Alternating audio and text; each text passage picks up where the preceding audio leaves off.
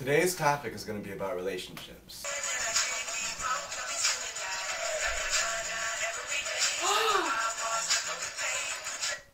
Brandon!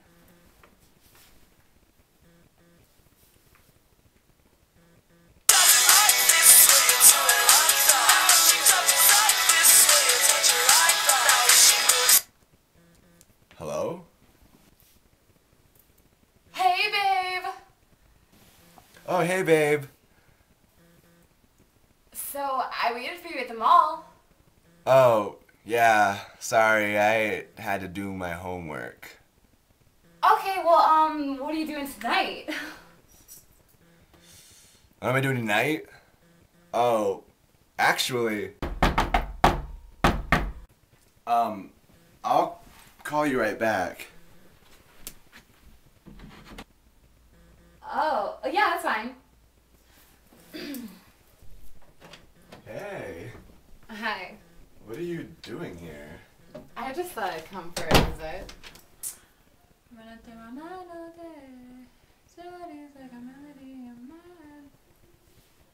Oh.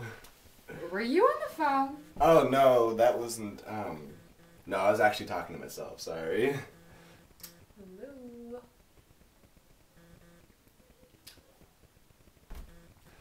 It's whatever. Yeah, I'm really happy you're here. Me too. Wait, what the hell am I doing? I think that's one of the big reasons why, like, adults in general will look down on an adolescent relationship. It's just because when you're young and have a significant other, that's your life. Like, you really don't have too many X factors else to worry about other than that person. So a lot of your time and emphasis is put into that relationship. And when you're so young and your hormones are being pumped at its peak, then of course that's gonna most oftentimes like lead to disasters. Yeah. And I know that most of you have seen those movies about love that kind of just put love on a really high pedestal.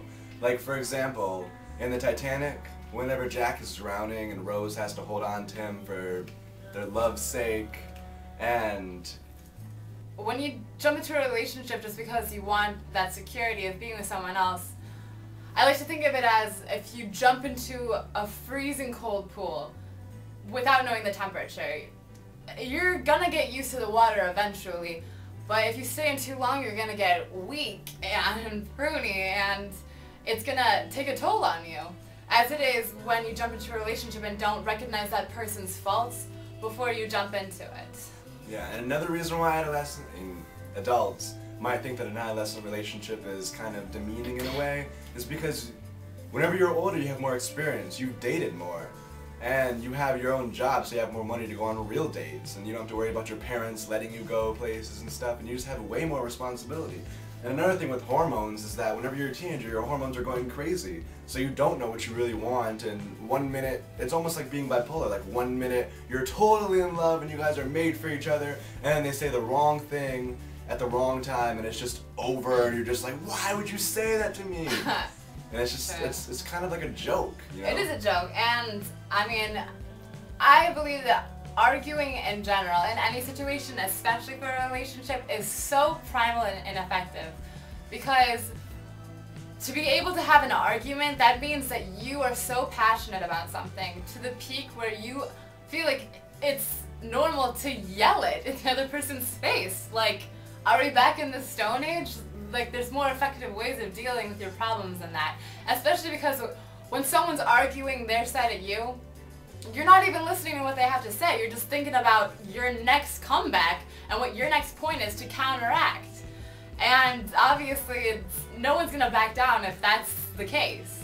Yeah, and with arguing, whenever the argument's over, do you really think that it's gonna ruin the relationship? Like, people don't argue about the important things. People argue about, do I look fat?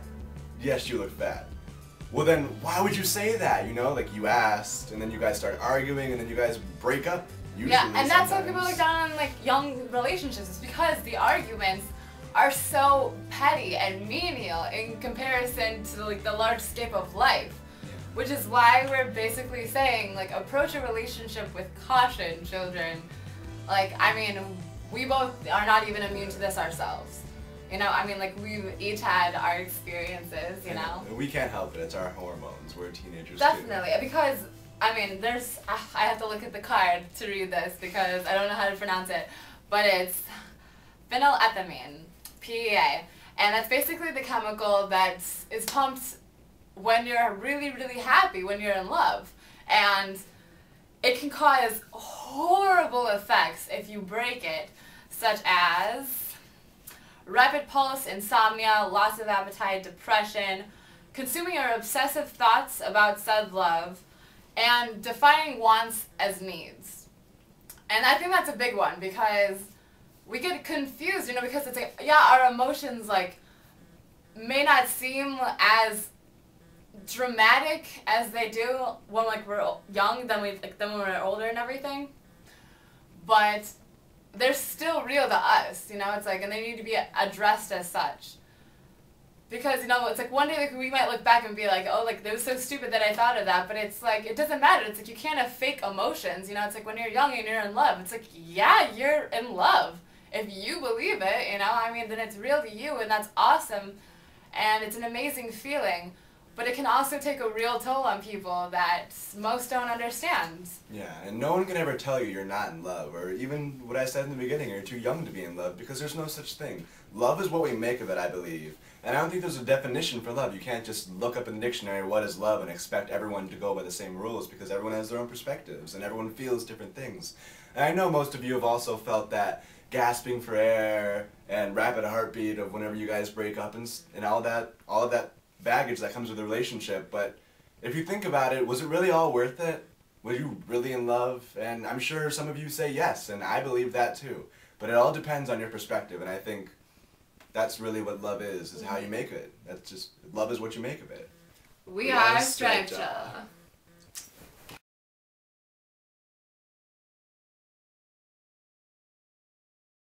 And we'll, like, just like a bloopers reel of it. That'd be funny. Knock. Knock. Wait, do it again because I was speaking.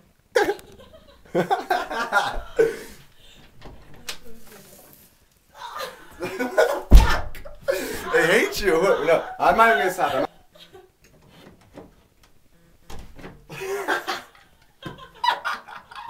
Shh. Hey, bitch. You can't help it. You can't help it. Okay, this is for real. This was. Woo! Team press examination.